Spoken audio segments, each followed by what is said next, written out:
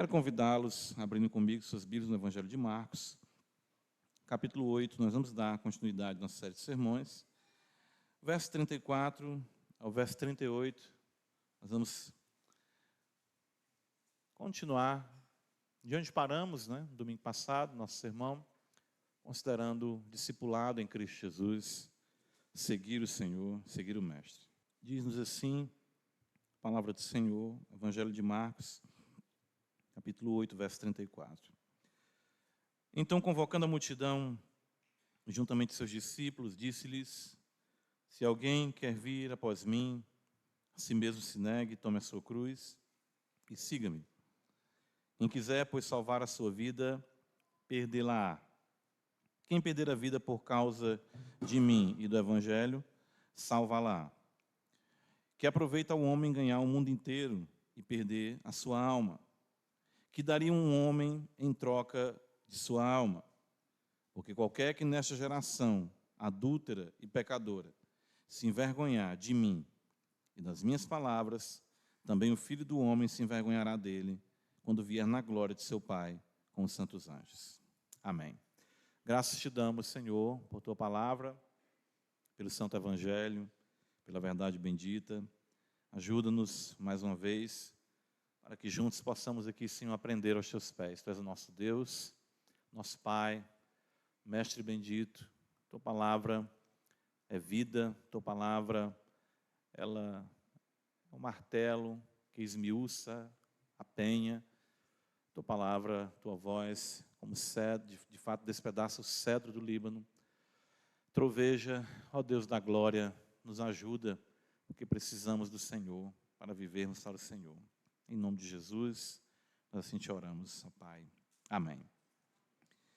Bem, irmãos, nós fizemos aquele apanhado mais geral em nosso sermão passado, considerando, claro, a necessidade de enxergarmos melhor como cristãos, o que significa, de fato, quem é Jesus Cristo e, claro, a sua obra, e como isso é determinante para nossas vidas como crentes, como cristãos, em Jesus Cristo, servindo o nosso Deus e Pai.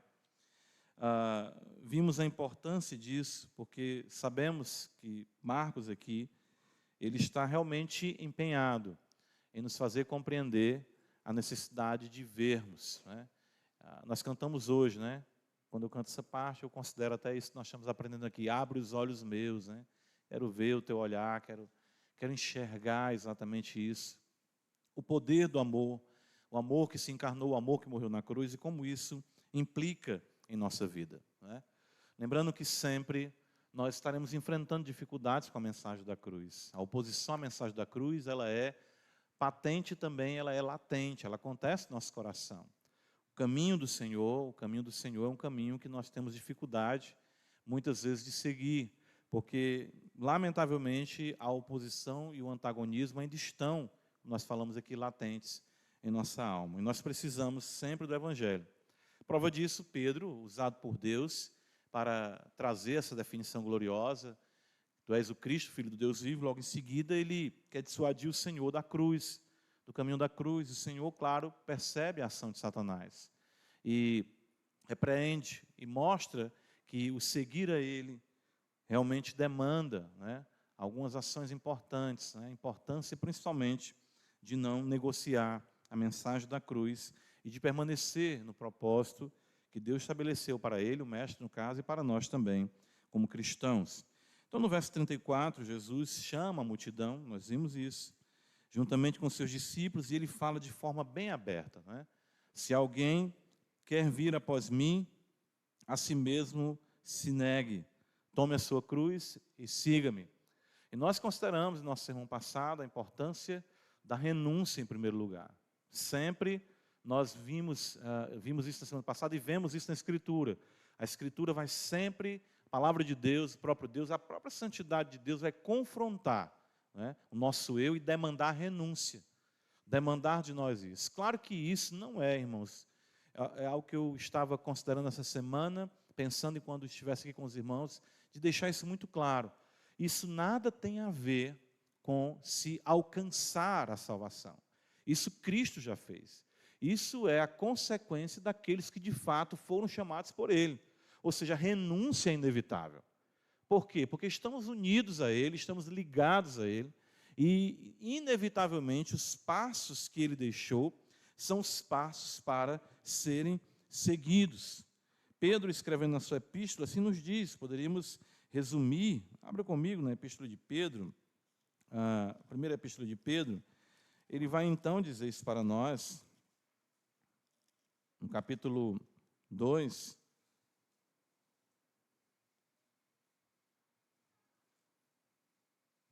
está escrito assim, no verso 21, olha como é importante resumir a realidade da renúncia e de tomar a cruz. Pedro aqui apresenta para nós de forma muito didática. Ele diz, 1 Pedro 1, 21, portanto, para isto mesmo fostes chamados, pois que também Cristo sofreu em vosso lugar, deixando-vos exemplo para seguir dos seus passos, o qual não cometeu pecado, nem dolo algum se achou em sua boca. Pois ele, quando trajado, não revidava com o traje, quando maltratado, não fazia ameaça, mas entregava-se àquele que julga retamente, carregando ele mesmo em seu corpo, sobre o madeiro, os nossos pecados, para que nós, mortos para os pecados, vivamos para a justiça. Por suas chagas fostes sarados, porque estáveis desgarrados como ovelhas, agora, porém, vos convertestes ao pastor e bispo da vossa alma. Então, é exatamente o que Cristo está ensinando. Pedro aqui, claro, ecoa as palavras da renúncia de seguir os seus passos. E nós consideramos isso, né? A Escritura, o negar o eu, os mandamentos, como é determinante o discípulo entender isso. Nós precisamos não de autoafirmação. Hoje as pregações são muito voltadas para isso. Os ensinos na internet são muito abundantes para dizer que você é especial, que você tem um valor único, mas isso, vamos dizer assim, dissociado do ensino bíblico. É muito uma questão de massagem do ego, de supervalorização do homem, sem considerar a necessidade da mortificação, como o Senhor apresenta para nós aqui. Segui-lo, conhecê-lo, entender a sua obra, isso trará para nós renúncia, porque Ele, sendo Deus, não tendo pecado algum, nem dolo algum em sua boca, Ele renunciou, desceu da sua glória, se fez pobre, nós vimos isso, Paulo fala aos Coríntios, para nos fazer ricos, a graça do Senhor, de maneira nenhuma poderia ser diferente com a nossa vida. A vida nossa como cristãos aqui demandará renúncia constantemente. Constantemente renúncia, principalmente na negação do eu. Né? Quando a gente fala de renúncia, mas o que, pastor? Você dizer não para o seu coração, dizer não para os seus pecados, dizer não para as propostas, dizer não para, enfim, aquilo que o diabo apresenta constantemente, as glórias desse mundo, os prazeres dessa vida, vividos de forma ilegítima, fora do que a palavra de Deus estabelece para nós. Vimos que Paulo fala de esmurrar o corpo, reduzir a escravidão, bater em nós mesmos. Né? Todas as vezes que nós gratificamos os nossos pecados, mais mimado fica o nosso corpo. Nosso corpo fica como uma criança mimada. Nós ficamos para com o nosso corpo como crianças mimadas, satisfazendo os nossos desejos, em vez de nos submetermos à palavra de Deus. Então, nós precisamos entender isso. Cristo vem, Ele renuncia, Ele abre mão pela glória, claro que Ele contemplava à frente, e ensina isso para nós. Compreender quem Ele é, enxergar, demanda isso. Demanda sempre isso. E na sequência, ele afirma para nós, no verso 34, negue-se a si mesmo, tome a sua cruz. Nós consideramos a cruz também, não trazendo uma perspectiva de entender a cruz como algum problema específico, mas sim morrer. Essa renúncia demandará de nós a própria morte. Nós morremos todos os dias. O crente se percebe morrendo. Romanos capítulo 8 foi lido pela manhã e Paulo diz isso, somos entregues, somos reputados como ovelhas ao matadouro todos os dias, certo? Todos os dias. Nós precisamos dessa mortificação. Tomar a cruz para os discípulos não era simplesmente uma metáfora, eles entendiam que era morte de fato. Claro que tem esse aspecto, né, de nós caminharmos, seguirmos a Cristo, como Ele também carregou a sua cruz, nós devemos caminhar a nossa vida toda, mas isso é muito claro aqui, quando Jesus fala tomar a sua cruz, porque Pedro, quando deu lugar ao diabo, tentou dissuadi-lo do caminho da cruz, porque não é fácil nós vivermos nesse mundo, e sim, sofrermos, padecermos, e sermos a cada dia mortificados, né? Isso é algo que nós precisamos entender.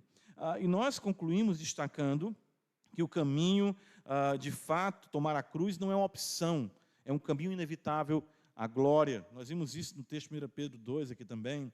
Tristezas, injustiças, afrontas, ultrajes, maus tratos, enfim, a própria morte aguarda os seguidores do Supremo Pastor. Então, por isso que Pedro diz que ele nos deixou os seus passos para seguirmos exatamente ele em toda a nossa jornada cristã. Somos peregrinos, Cristo veio, peregrinou aqui, somos peregrinos, somos forasteiros. Pedro também fala isso, e isso em renúncia, e isso em tomar a cruz. Lucas vai até dizer isso, né? Quem não tomar a sua cruz dia a dia, é todo dia, não é tem um aspecto pontual, sim, mas todo dia você tem que acordar e lembrando, hoje é um dia em que eu tenho que morrer mais, né? Porque ao morrer mais, a vida de Cristo se manifesta. Porque lembra, o caminho cristão, cruz, morte, ressurreição e glória. É exatamente assim conosco. Nós, no credo, afirmamos isso. Cremos na ressurreição. Cristo voltará em glória. Então estaremos na glória com Ele, na glória com o Pai. E na sequência ele diz, veja o verso 34, quem quiser vir após mim, a si mesmo se negue, tome a sua cruz e siga-me.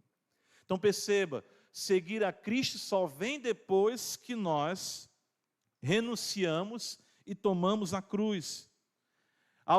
Qualquer pessoa que diga seguir a Cristo sem negar a si mesmo, tomar a sua cruz, não está seguindo a Cristo. Ele poderia até dizer, me siga que depois a gente vê isso aí. Me siga que depois a gente considera essa questão aí de você renunciar. No momento venha mantendo a sua realidade, vivendo como você quer viver, evitando todas as dores e todos os constrangimentos da vida cristã. Não. Ele diz, entenda logo de princípio. Seguir a mim demanda renúncia e morte. Já no versículo 34, no começo, Jesus, ele já chama a atenção dos discípulos, da multidão que o seguia. Veja o verso 34, diz assim, então convocando a multidão e juntamente seus discípulos, lhe disse, se alguém quer vir após mim, ou seja, ele via a multidão ali seguindo ele, mas ele diz, seguir após mim. Entenda, para seguir após mim, primeiro você tem que renunciar a si mesmo, você tem que tomar a sua cruz e então me seguir. Porque muitos afirmam seguir a Cristo, mas não praticam a renúncia e nem tampouco tomam a sua cruz. O evangelho sem renúncia e sem cruz não é o verdadeiro evangelho. A manutenção dos pecados e a indisposição de se indispor com o mundo caracteriza muitos dos supostos seguidores. É o que nós vemos, a negociação que acontece cada dia, de se abrir mão dos valores cristãos para ser aceito, de abrir mão dos valores cristãos, do ensinamento bíblico, para se projetar na sociedade, para encontrar um local onde seja aceito, enfim, no seu trabalho, enfim, na sua família mesmo. 2 Coríntios, abre comigo a Escritura. É importante, né? Eu já vi alguém dizer até isso, né? Falando sobre a questão até de ministério pastoral, que não vejo isso como errado, mas eu traria mais outra lição juntamente com essa, que quem morreu pela igreja foi Cristo, né? Então eu vi alguém aplicar assim, pastor, Cristo morreu pela igreja, não é para você como pastor morrer por ela. Mas é interessante algo que Paulo diz aqui em 2 Coríntios 5,14, veja, ele diz, pois o amor de Cristo nos constrange. Nós cantamos hoje o poder do amor. E o que é que o amor faz? O que é que o poder do amor executa em nós? Ele nos constrange. Perceba isso. O amor de Cristo nos constrange, julgando nós isto. Um morreu por todos. Logo, o que é que está escrito? Todos morreram. Segura aí o texto. Observa aqui. Exatamente o amor me leva a me dispor até a morte por Cristo. Eu sei que às vezes a gente até pergunta assim para algum irmão, alguma irmã, irmão, se fosse para você morrer por Jesus hoje, você morreria? Você vê que o irmão dá uma hesitada, é normal, né? Acontece assim, morrer, pastor, né? Vamos com calma aí, né? Mas perguntaram isso a Spurgeon e ele respondeu de uma forma bem interessante. Ele disse: se Deus estabeleceu que eu morresse por Ele agora, Ele me daria a graça necessária para que isso acontecesse. Ou seja, Ele nos capacita para morrermos por Ele. Não se preocupe, às vezes você diz assim: meu Deus, será que eu chegando diante de um pilotão de fuzilamento ou de qualquer contexto de tortura, será que eu não iria abrir mão da minha fé? Se você é um eleito de Deus, se o amor de Cristo lhe constrange, a graça e o poder para viver por Ele, para morrer por Ele, serão supridos a você. Então não é uma questão de especulação ou conjectura, mas o fato é que o amor de Cristo nos constrange. Segui-lo não é uma questão apenas de um ideal, de uma seita, de um líder religioso, não. É um amor que nos constrange, de modo que Ele morreu por nós e nós sabemos que devemos também morrer por Ele.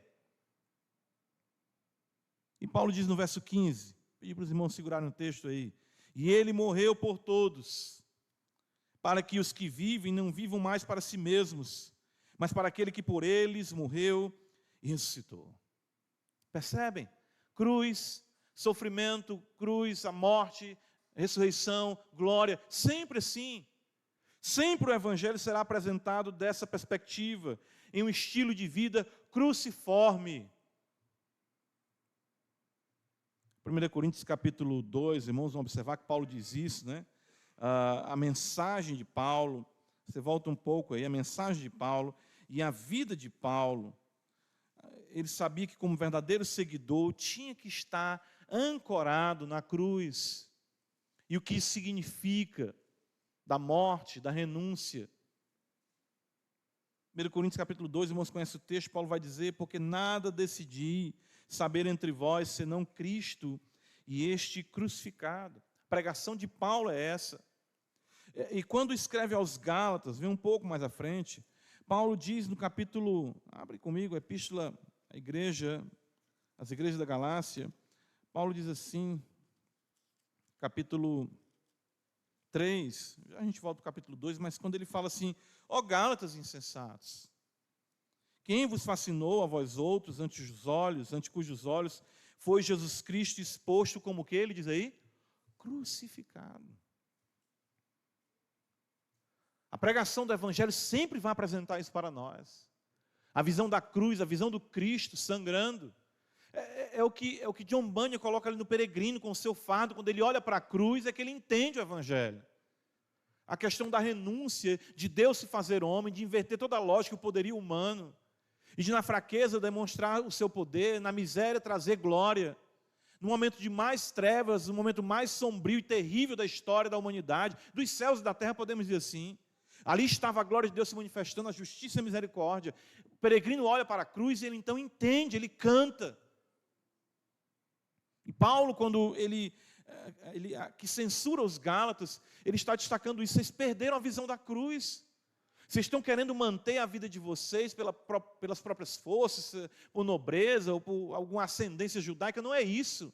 É o fato da renúncia, é o fato da morte, é o fato de entender que estamos aqui para sofrer por Ele, viver para Ele, para a glória dEle. Veja o estilo de vida de Paulo. No capítulo 2, cruciforme, como nós estamos dizendo aqui, ele fala, Gálatas 2, versos 19 e 20. Ele diz assim: porque eu, mediante a própria lei, morri para a lei, a fim de viver para Deus. O que está escrito aí? Estou o quê? Crucificado com Cristo. Paulo seguiu a Cristo. Eu estou crucificado com Cristo. Interessante que quando nós estamos crucificados com Cristo, é que nós passamos a viver. Veja o verso 20. Logo, já não sou eu quem vive, mas Cristo vive em mim. Morrer a morte de cruz, negar a si mesmo, é viver a única vida que vale a pena.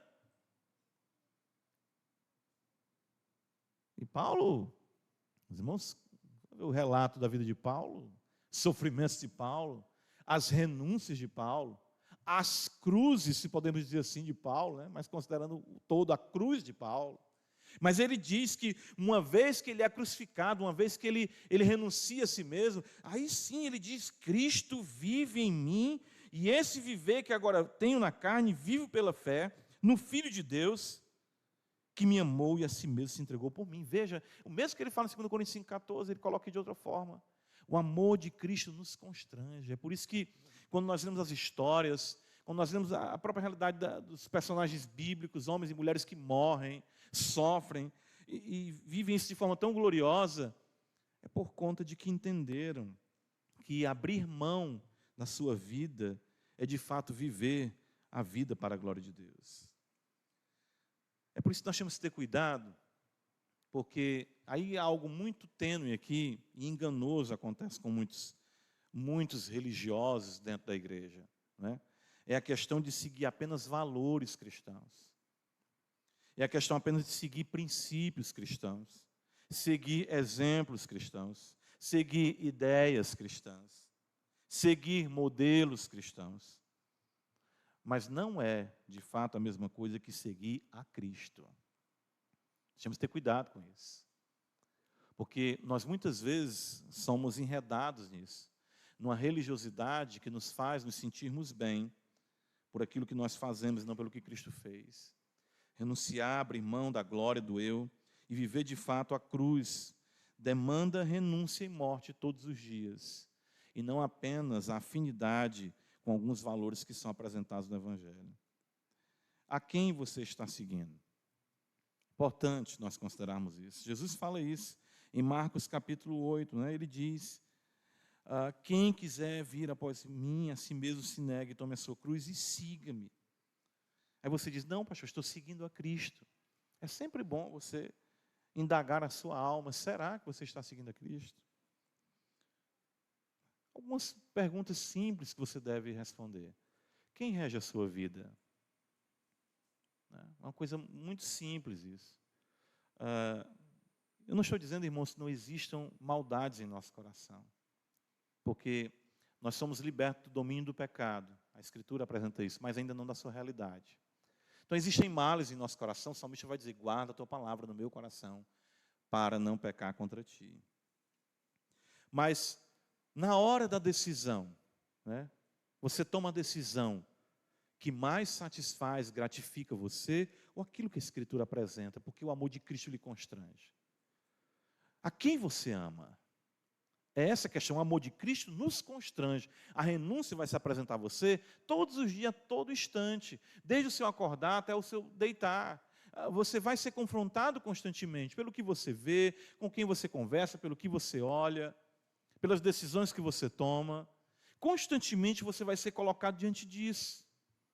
Você vai, de fato, renunciar, você vai tomar suas decisões pautadas em Jesus Cristo, por amor a Ele, tomar a sua cruz e morrer.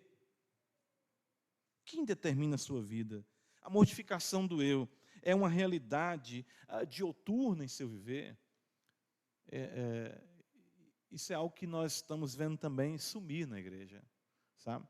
Eu sou favorável, né? Já falei isso aqui em algum momento dos irmãos, eu sou favorável a uma saudável esquizofrenia espiritual, sabe?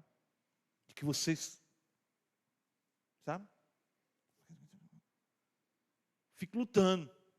Né? Lembra, eu falei aqui para os irmãos uma vez, eu estava ali caminhando pela Sargento Hermínio, eu ia no frigorífico, eu lembro isso, logo quando Cristo me chamou, e a luta era tão intensa que eu ficava aqui eu mesmo, sabe? Estava meio, né?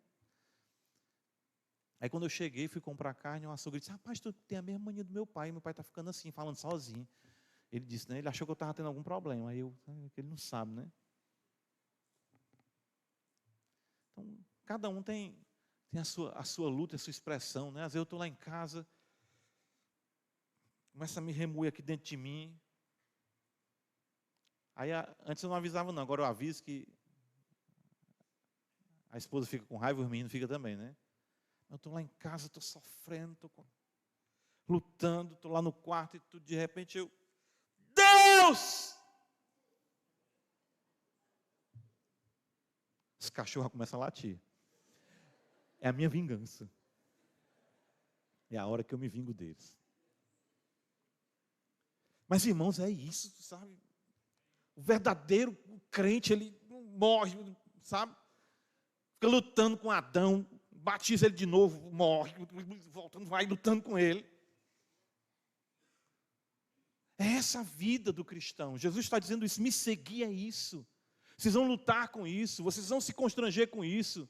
Isso faz parte. Enquanto caminharmos aqui, Paulo diz, eu quero fazer o bem, não consigo. Eu vejo essa esquizofrenia santa. Eu gosto dessa aí, eu gosto. As outras é mais assustadora, né? Mas essa aí, sabe, me ajuda, Senhor. Às vezes eu estou em casa, minha esposa, eu tenho as minhas lutas, né? O que foi? Minha filha, ela sabe. É aqui, meu filho. É o Andrezinho, o bichinho é danado, rapaz. Tem mais de 30 anos que eu vou dando lapada nele e ele não se aquieta, não. É isso. Mortificação do eu. Só vive para Cristo quem por amor, guarde isso. Irmãos, vou falar isso aqui pelo amor de Deus. Entenda que toda caminhada cristã é por amor. Certo? Não é nada de performance espiritual. Por isso que Paulo vai dizer, o amor de Cristo nos constrange, em Gálatas 5,6, ele diz, a fé que atua pelo amor. Marcos 8, volta comigo, Jesus então vai trazer algumas considerações aqui, que é o que eu vou prosseguir com os irmãos, desse terceiro ponto que nós vimos de seguir a Cristo, e claro, essas considerações. O Evangelho jamais prescinde da razoabilidade. É muito interessante isso. É verdade que o Evangelho, ele é supra-racional. Tem coisas que a nossa mente não abarca, mas ele não é absurdo. Ele não é absurdo. Jesus faz isso. Ele chama as multidões, os discípulos, e ele então traz aqui algumas considerações que é importante nós como discípulos considerarmos. Ele diz assim, veja, ele vai dizer assim, quem quiser, vai dizer, ele está lançando aqui, levando o povo a considerar. Quem quiser, pois salvar a sua vida, perdê-la. Quem perder a vida por causa de mim do Evangelho, salva-la. Olha, o que o mestre está fazendo aqui é chamando os homens a considerarem. Pense, analise, manter a sua vida conforme seus pressupostos, tem realizado você? Você tem obtido de fato a sua vida? Quem quiser salvar a sua vida, vai perder a sua vida. Mas quem perder a vida por amor de mim, do Evangelho, salva-la. O homem tem realmente condições de salvar a própria vida? Você tem condições de se salvar? Porque às vezes você pode dizer assim, puxa, Cristo está demandando isso. Sim, pois pronto, ele vai jogar isso aqui para você. Considere isso. Há em você alguma capacidade de se realizar, de se salvar? Nada. O homem tem realmente condições de preservar a si mesmo? Há quantos milênios a humanidade tenta, mas sempre fracassa na utopia e na ilusão de uma vida plena construída pelo próprio homem? Quem encontrou? Me diga quem encontrou a solução para os problemas da humanidade? Ninguém. Me apresente um que trouxe para a humanidade a plenitude, a paz, a graça, a felicidade. Jesus está dizendo, ninguém. Você pensa que pode fazer alguma coisa? Quem quiser salvar a sua vida, você vai perder a sua vida. Se você quiser manter a sua vida, achar que pode conduzir a sua vida, você acredita que pode manter a sua vida de modo pleno e feliz? Você acredita nisso? Irmãos e irmãs, um pequeno detalhe acaba com tudo. Pequeno detalhe. Não é verdade? As coisas viram de perna para o ar de repente. Eu gosto ali, no livro do profeta Daniel, quando Belsazar está dando aquele banquete ali e profana os vasos, os utensílios do templo, né? E aí acontece que aparece a mão que escreve na parede, os irmãos conhecem o texto lá no profeta Daniel, e o Senhor, Daniel chega e diz para ele, olha, teu reino foi pesado na balança, tu foste achado em falta. Ele afrontou o Deus do céu, zombou, E ele estava dando um banquete para celebrar a grandeza do seu reino. Irmãos, na mesma noite, o império caiu e foi dominado. A Babilônia foi dominada pelo Império Medo-Persa. Ele estava celebrando a grandeza do reino. Quem é que pode preservar a sua vida? Quem é que pode salvar a sua vida? Agora ele diz, o mestre, invista em mim. Viver e morrer por ele, pelo evangelho, é a verdadeira vida. Estar com ele, seguir a sua palavra é a salvação. Por isso que ele diz, por causa de mim, do evangelho. Deus é o evangelho, porque o evangelho, ele se dá a nós. Irmãos, o homem precisa de perdão. O problema da humanidade é culpa, porque está em pecado contra o Deus Altíssimo. É por isso que o homem anda perturbado. A humanidade precisa de salvação, de perdão, de comunhão, de realização em Deus, em Cristo. E isso é possível mediante o Evangelho. O Evangelho é o poder de Deus para a salvação. Quem quiser salvar a parte do Evangelho se perderá. É isso que Cristo está dizendo, que Paulo coloca em Romanos 1,16. Não me envergonho do Evangelho, porque é o poder de Deus para a salvação. Por isso Jesus fala, quem de fato perder a vida por causa de mim, do Evangelho, salvará. Na sequência, veja, o mestre coloca aqui algumas perguntas, né, retóricas aqui, e que são muito interessantes. Ele diz no verso 36, observa, que aproveita o homem ganhar o mundo inteiro e perder a sua alma? Ganhar o mundo neste palmo de existência. Considere isso. Cercado de dores e males. Vale a pena? Irmãos, eu falo isso aqui algumas vezes, né? Depois os irmãos estão ali no pátio conversando. Eita, pai, tem gente que não... Irmãos, 50 anos, 80%, 90% aqui vai estar todo mundo bem geladinho. E eu estou sendo generoso. Né? Porque eu não considero que eu vou viver 50 anos. Eu estou até botando aí para alguém que está com 20. Né? Talvez só escape os meninos que estão no culto infantil. 50 anos aqui, para essa assembleia aqui, os irmãos aí que estão acompanhando no auditório também, não estou rogando praga não. Um pastor não roga praga não. Não.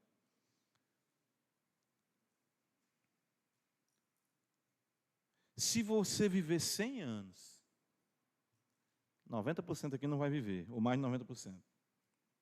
Entregue as suas paixões, você morrerá em desespero e incerteza ante um corpo mimado e uma alma devastada. Entendeu? Não tem como. Que aproveita o homem ganhar o mundo inteiro e perder a sua alma. Interessante que o mestre considera isso aqui, porque o diabo, né, um pouco mais aqui como nós vemos aqui atrás, aliás, em Mateus, capítulo 4, né, olha o que está escrito. Porque isso é o que acontece com o mestre e com todos os que o seguem. Ele vai dizer, Mateus 4, verso 8, levou ainda o diabo a um monte muito alto, Mateus 4, verso 8, e mostrou-lhe todos os reinos do mundo e a glória deles. E lhe disse, tudo isto te darei. Hein? Os reinos do mundo e a glória deles. E existe muita glória nesse mundo, né? Irmãos, tem coisas que, quando você melhora um pouquinho assim as suas condições, você começa a provar umas coisas, você diz, rapaz, né? Minha esposa, com uma amiga dela, diz assim, se acostumar com o que é bom é muito fácil, não é? As coisas boas. Quanto mais melhora um pouquinho, né? A gente vai evoluindo, vai passando do ovo, a mortadela, né? A gente vai passando por um peitozinho de frango, antes era só um pezinho de frango, um peitozinho de frango, aí vem né? Sai de uma carnezinha de lata, né? Conhece a maminha. Aí, opa, e nós estamos falando aqui do básico, né? O pessoal está comendo carne banhada a ouro, né? Ainda tem um negócio de um... Né? Você não está aí, né? O Não tem fim para os prazeres. Te darei todos os reinos do mundo e a glória deles, se prostrado me adorares. Então Jesus lhe ordenou dizendo: retira-te, Satanás, porque está escrito: ao Senhor teu Deus adorarás, e só a Ele darás culto. Só tem uma coisa que realiza a alma humana, é o culto a Deus. Cristo era homem pleno, e Ele adorava somente o Pai. Culto, unicamente o culto, prazeres, você pode ter, como Salomão vai falar ali em Eclesiastes. Ele gratificou a sua alma em muitas coisas, mas ele conclui dizendo: a suma de tudo é: teme a Deus e guarda os seus mandamentos, porque este é o dever de todo homem. Só o culto nos realiza, só o culto nos planifica. Vale a pena ganhar o mundo inteiro? Não vale. O que vale a pena para o homem é ser um adorador.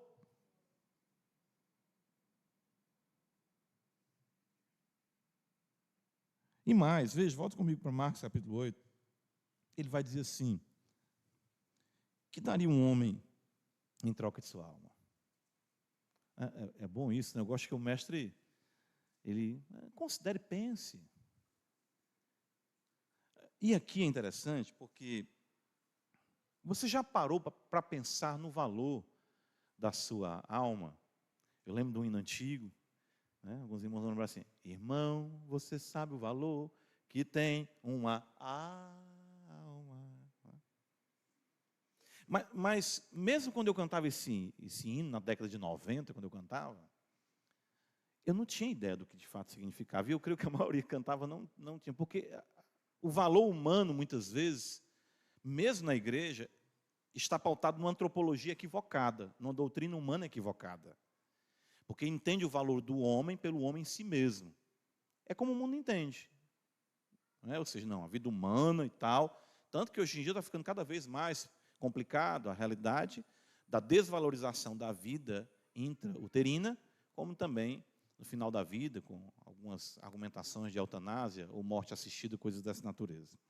O fato é que Jesus vai falar do valor da alma, que daria um homem em troca de sua alma. No que consiste o valor dela? No homem pelo homem em si mesmo? Isso é o que a humanidade ensina. Mas, biblicamente, não é assim que nós pensamos. O homem é um ser único. É isso que Jesus está querendo que o homem considere aqui. Que daria um homem em troca de sua alma. Você entende o peso da sua alma? Se existe um valor atrelado ao homem, está o valor dele em Deus. Gênesis 1, 26, 27 vai dizer: façamos, pois, o homem à nossa imagem, conforme a nossa semelhança. Nós somos a glória de Deus na terra.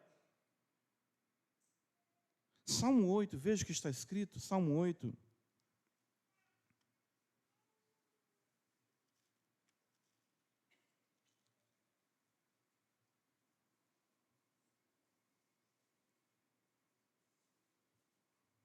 A palavra nos diz assim, salmo maravilhoso, né?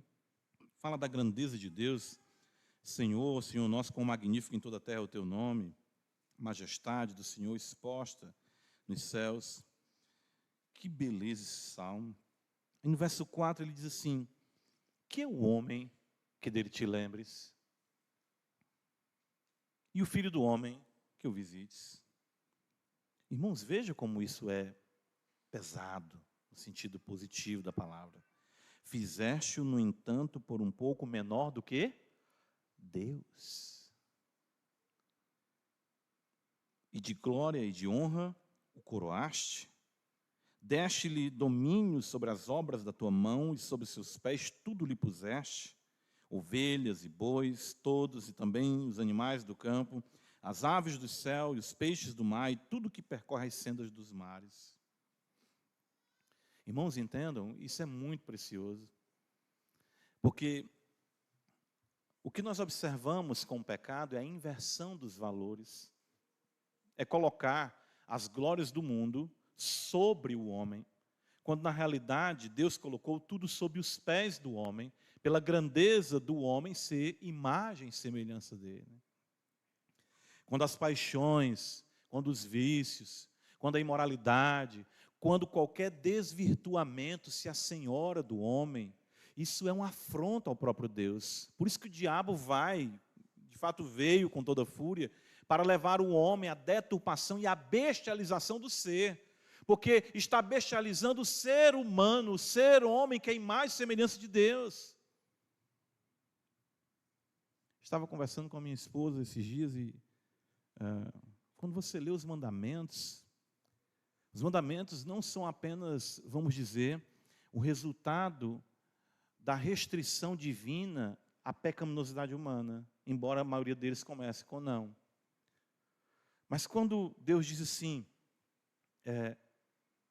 considerar a segunda tábua, que é interessante para essa vivência mais da nossa realidade moral, honra teu pai e tua mãe. Por que Deus diz isso? Né? Porque isso é uma coisa que Ele criou para os homens. Não, o verbo de Deus ama o Pai. Então Ele demanda que, como Ele, ser divino, honra o Pai, nós, criados à sua imagem e semelhança, honremos pai e mãe, porque isso reflete quem Ele é. Quando Ele diz na sequência, não matarás, é porque Ele é a própria vida. Eu sou o caminho, a verdade e a vida. Matar é afrontar o próprio Deus, a imagem de Deus. Quando Ele diz não adulterarás, não é simplesmente por uma convenção social. É porque Deus, me permita falar dessa forma, com reverência, é o ser de um amor só. Ele ama somente o Filho, Ele é fiel, o amor dele é monogâmico, se podemos dizer assim. Grande é esse mistério, e eu me refiro a Cristo e à igreja. Eu sou fiel, eu amo meu filho, então eu quero que vocês vivam no casamento aquilo que eu vivo na minha intimidade. Eu amo meu filho e você deve amar uma só mulher, você deve amar um só homem. Toda a realidade de Deus é demandada de nós porque somos imagem e semelhança dele. Não furte, porque eu sou o Senhor de toda a terra. Não roube. E assim vai, os mandamentos todos destacam isso. Então entenda, o valor da alma humana é muito mais elevado do que nós conseguimos conceber. Por isso que no Salmo 49 está escrito, veja, olha o que está escrito, os irmãos conhecem o texto, né? Salmo 49, verso 7, verso 8, ele diz, ao irmão verdadeiramente ninguém o pode remir. Mas não é pela questão do valor do homem em si mesmo, é por esse valor, irmãos, derivado pelo homem ser imagem e semelhança de Deus. Ao irmão verdadeiramente ninguém o pode remir, nem pagar por ele a Deus o seu resgate, pois a redenção da alma deles é o quê? Caríssima, e cessará a tentativa para sempre. Aí você entende o que é o valor de uma alma agora. Por isso Jesus diz assim, que dará um homem em troca de sua alma? Vocês conseguem entender isso? Então, nesse ponto aqui, da razoabilidade do Evangelho, Jesus está dizendo, considere a sua incapacidade de se realizar e me siga. Considere o caráter insatisfatório dos prazeres e das glórias desse mundo e me siga. Considere o valor da sua vida, porque você só vai ser imagem e semelhança plena, tendo a minha imagem em você. Para concluir, o versículo 38, veja, no Marcos capítulo 8, o Senhor vai dizer assim, porque qualquer que nesta geração, adúltera e pecadora, se envergonhar de mim, das minhas palavras, também o Filho do Homem se envergonhará dele, quando vier na glória de seu Pai com os santos anjos. Percebam aqui que a caminhada, a jornada cristã, discipulado, começa com a renúncia, mas culmina com o quê? Com a glória. Está aqui. Jesus apresenta para nós a realidade da vida cristã no seu todo. Você vai renunciar, você vai tomar a sua cruz, você vai me seguir, entendendo todas essas questões da falência desse mundo, da ilusão desses prazeres, da imagem que você tem, que agora está sendo restaurada em Cristo Jesus, para a glória. O fato é que Cristo mostra para nós que a manutenção do verdadeiro discipulado, compreender quem Ele é, coloca os olhos no futuro. Um futuro que é iminente. Pode acontecer a qualquer momento. O Senhor conclui chamando a atenção para o juízo divino. E, de fato, ele já sentencia essa humanidade. Ele diz que essa geração é adúltera e pecadora. Veja, adúltera, infiel. Vocês agora são fiéis, vocês são pessoas de um amor só. Amarás o Senhor teu Deus de todo o teu coração. Amar o Senhor acima de todas as coisas. A geração é adúltera, me abandonou, é infiel. Vocês agora que me seguem, não serão mais, não farão parte dessa geração adúltera. O mundo é infiel, o mundo é pecaminoso. É interessante como Deus demanda isso da humanidade. A humanidade está em adultério, porque tem muitos amores. Nós somos pessoas de um amor só, o Senhor Deus verdadeiro em Cristo Jesus. Os homens são traidores e estão aquém do propósito divino. E isso já é passível da condenação divina. Então Jesus está dizendo, nós estamos andando, irmãos, em um mundo condenado. Como discípulos de Cristo, veja ele dizer, qualquer um que nessa geração adúltera e pecadora se envergonhar de mim e das minhas palavras.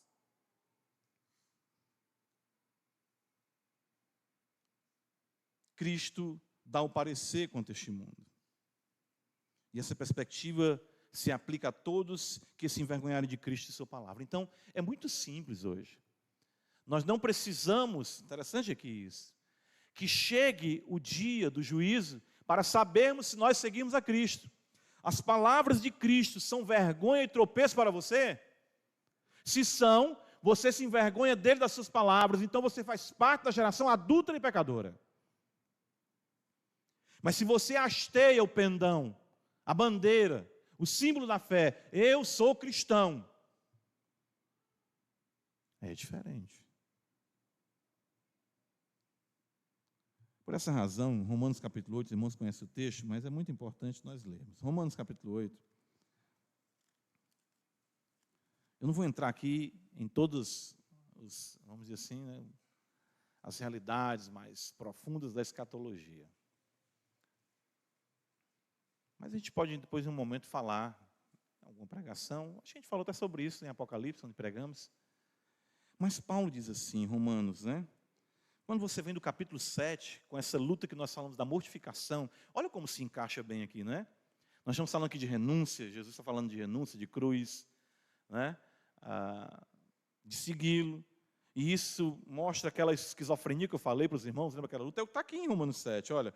Paulo vai dizer em Romanos 7, ao querer fazer o bem, verso 21, encontro a lei de que o mal reside em mim, porque no tocante ao homem interior tenho prazer na lei de Deus, mas vejo nos meus membros outra lei que, guerreando contra a lei da minha mente, me faz prisioneiro da lei do pecado que está em meus membros. Está vendo aqui? Ó? Lei guerreando comigo, é luta, irmão, é luta todo tempo. Renúncia, cruz, seguir a Cristo. Aí o que aqui Paulo diz? Desventurado o homem que eu sou. Quem me livrará do corpo dessa morte? Graças a Deus ele fala. Por Jesus Cristo, nosso Senhor. De maneira que eu de mim mesmo, com a mente sou escravo da lei de Deus, mas segundo a carne, da lei do pecado. A gente para aqui porque isso vai começar outro capítulo. Não é a sequência. Ele vai dizer, agora pois, conclusivamente, diante de tudo isso que ele está colocando, nenhuma condenação há para os que estão em Cristo Jesus. O tribunal é antecipado para o crente. Você não vai chegar no juízo para saber se vai ser salvo. Não. O texto já diz, não há condenação. Não há. Não há condenação. Por isso que Marcos 8, versículo 38, veja o que está escrito. Porque qualquer um que nessa geração se envergonhar, adulto e pecadora, se envergonhar de mim, das minhas palavras, também o Filho do Homem se envergonhará dele quando vier na glória de seu, o que está escrito aí? Pai. A manifestação da glória de Deus nos céus, quando ele vier julgar essa humanidade adúltera e pecadora, para a humanidade será destruição. Mas para os fiéis, o Pai, o Senhor da glória, se manifestará em seu Filho. De fato, como diz o profeta Malaquias, né? Sol da justiça virá, né? Não deixará raiz nem ramo, mas para vós que temeis o meu nome, nascerá o sol da justiça. Saireis e pulareis como bezerros soltos da estribaria. Se Deus quiser, nós vamos aqui, se estivermos vivos por ocasião de Cristo, os irmãos dando uns pinotes para a glória. Igual os bezerros soltos da estribaria. Pinotando para o céu. Este é um mundo infiel e pecador. Veja isso. Considere que o fim está próximo. É importante que o discipulado, sem entender quem Cristo é, a aplicação da sua pessoa e obra na sua vida dessa forma. E aí você pergunta, e você se analisa. Considera o que lhe aguarda, a condenação ou a glória do Pai? Quem se manifestará no final de todas as coisas? Um juiz que o condenará ou um pai que aguarda apenas o momento da sua redenção? Porque nenhuma condenação, que está escrito, quem vai se manifestar é a glória do Pai, para aqueles que temem ao Senhor. Irmãos, as implicações do conhecimento verdadeiro da pessoa e obra de Cristo, como nós vimos, ele fala, quem ele é o Cristo, e isso demandava a sua morte e morte de cruz, são determinantes, são profundas e são eternas. Jamais uma pregação, ou qualquer série de pregações, conseguiria exaurir a aplicação dessas verdades benditas. Os verdadeiros discípulos entenderão a necessidade da renúncia à luz dessas verdades e de uma vida cruciforme na caminhada cristã que culminará na glória do Pai. Os irmãos conseguem ver melhor? Querem receber essa noite o segundo toque do Senhor? Alguns ainda estão vendo os homens como que árvores andando, não conseguem entender o que é a vida cristã? Pois que o Senhor essa noite possa tocar os seus olhos e você possa ver claramente quem Ele é, a sua obra e você como seguidor dEle. Amém? Louvado seja Deus por sua santa palavra, pelo santo evangelho. Ajuda-nos, Pai. Renúncia, cruz, seguir o Senhor, sabendo que esse mundo não nos realiza. Esse mundo não nos realiza. O que nos realiza é o culto, é a adoração ao Senhor. O valor da nossa alma está atrelado pelo fato de sermos imagem e semelhança do Senhor. E somente Cristo pode restaurar essa imagem em nós e nos trazer a realização, o acerto da nossa vida, os ponteiros no seu devido lugar. Aguardando a manifestação da glória do Pai, que já disse que essa geração é adúltera e pecadora, mas aqueles que esperam no Senhor não vivem em condenação e desfrutarão da glória eterna em Cristo Jesus, Pai. Assim nós cremos e no nome dEle assim nós choramos. Nos ajuda. Amém.